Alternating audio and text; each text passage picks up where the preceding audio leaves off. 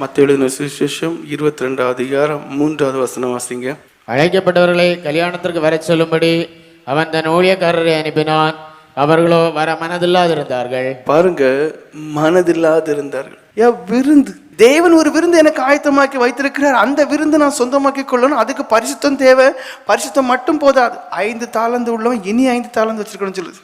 2 தாலந்து உள்ளவன் இனி 2 தாலந்து. 1 தாலந்து உள்ளவன் அதை மல்டிப்ளை பண்ணாமல் இருந்ததுனால, அதை இன்னொன்னா மாத்தாதனால அழுகையும் பற்கடிப்பு.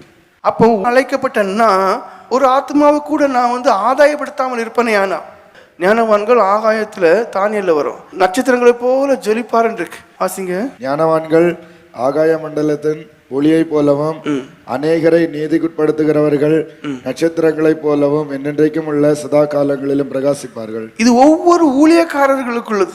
அநேகரை நீதிக்குட்படுத்துகிறவர்கள்.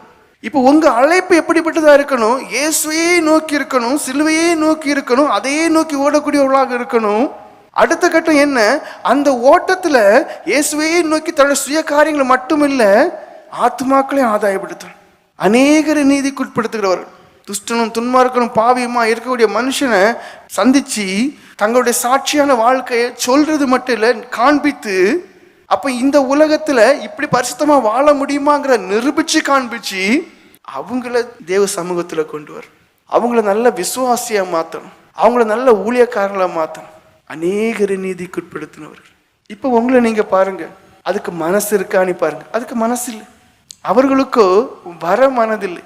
தேவனுக்கு பிரியமாய் தேவசித்தம் மாத்திரம் செய்து தங்கள் ஆத்மாக்களையும் காத்துக்கொண்டு அநேக ஆத்மாக்களையும் ஆதாயப்படுத்த அது விருப்பம் கிடையாது. மனதில்லை. கொஞ்சம் யோசிங்க. அவங்கள்ட்ட என்ன கணக்கு கொடுப்பீங்க? 1 தாலந்து உள்ளவங்க சாக்கு போக்க சொல்ல நினைப்பீங்களோ? நீங்க என்ன சாக்கு போக்க சொன்னாலும் பொறுமையா கேட்டுட்டு முடிவு அழுகையும் பற்கடிப்பும் உள்ளதான இடம். எவ்வளவு பரிதாபமான ஒரு இடம் பாருங்க. மத்தேயு 22 அதிகாரம் 14 வசனம் வாசிங்க. அந்தபடியே அழைக்கப்பட்டவர்கள் அநேகர், தெரிந்து கொள்ளப்பட்டவர்களோ சிலர் என்றார். அப்ப எத்தனை பேர் தெரிந்து கொள்ளப்பட போறீங்கன்னு சொல்றேன். அந்த தேவ தெரிந்தெடுக்கக்கூடியதான அந்த நேரத்துல எத்தனை பேர் இடதுபுறம் போவீங்க, எத்தனை பேர் வலதுபுறம் போவீங்க? வீழ்ச்சி உள்ள ஒரு வாழ்க்கை வாழ்றீங்க. ஆத்மாவை குறித்த கவலையே இல்லாத ஒரு வாழ்க்கை வாழ்றீங்க. தான் ஆத்மாவை குறித்த வரைக்கும் கவலை இல்லாத ஒரு வாழ்க்கை. ஆவிக்குரிய எந்த காரியத்திலையும் ஒரு அக்கறையும் இல்லை, ஒரு சூடும் இல்லை, ஒரு விருப்பமும் இல்லை, ஒரு தாகமும் இல்லாம வாழ்க்கை வாழ்றீங்க. ஒன்னு அர்த்தம் என்ன? அனல் இல்லை, அக்னி இல்லை, ஆவியின்படி நடக்க விருப்பம் இல்லை, ஆவிக்குரியவங்களை வாழ விருப்பம் இல்லை. தெரிந்து கொள்ளப்பட்டவர்களோ சிலர். அழைக்கப்பட்டதெல்லாம் சரிதான். இப்ப தேவன் என் மகளே, என் மகனே, என் ஊழியக்காரனே, என் ஊழியக்காரியே வா என்று சொல்லி வலதுபுறத்திலே நிற்கக்கூடிய இடத்துல நான் இருக்கிறேனா என்று பாருங்க. உங்க ஆத்மாவை நஷ்டப்படுத்தியாச்சு. இனி இடதுபுறத்துல தான் இருக்கிறேன், நரகந்தாங்கிறதான எண்ணமும் இல்லை.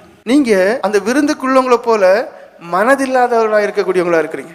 நீங்க அந்த முள்ளுள்ள நிலம் போல வேற பல தேவையில்லாத கவலைகளால பிடிக்கப்பட்டிருக்கிறீங்க. அதனாலதான் மேலான சிந்தனை உங்களுக்குள்ள இல்லை. எத்தனை பேரால பரலோகத்தை தியானிக்க முடியுது? எத்தனை பேரை பரலோகத்தை நாட முடியும்னு கேட்டா கிடையாது, ஒரு சிலரை தவிர. அப்ப நம்முடைய சிந்தனையை எதுக்குள்ள மூடி மறைஞ்சிட்டுன்னா, எப்பொழுதுமே உலகத்துக்குரியவைகள், எப்பொழுதுமே தனக்குரியவைகள், எப்பொழுதுமே குடும்பத்துக்குரியவைகள், எப்பொழுதுமே உலக சம்பந்தமான காரியங்கள். இதை தாண்டி மேல பரலோகத்தை சிந்திக்கிறதுக்கும் அதை வாஞ்சிக்கிறதுக்கும் அதை விரும்புறதுக்கு உள்ளதான சிந்தனை நமக்குள்ள உருவாகவே இல்லை. உங்களை நீங்க கேள்வி கேளுங்க. நான் அழைக்கப்பட்டவன், ஆனா தேவனாலே தெரிந்து கொள்ளப்பட்டவர்கள் மாத்திரம் வரக்கூடியதான அந்த இடத்துக்கு என்னால இப்போ உள்ள அனுபவத்துக்கு போக முடியுமான்னு பாருங்க.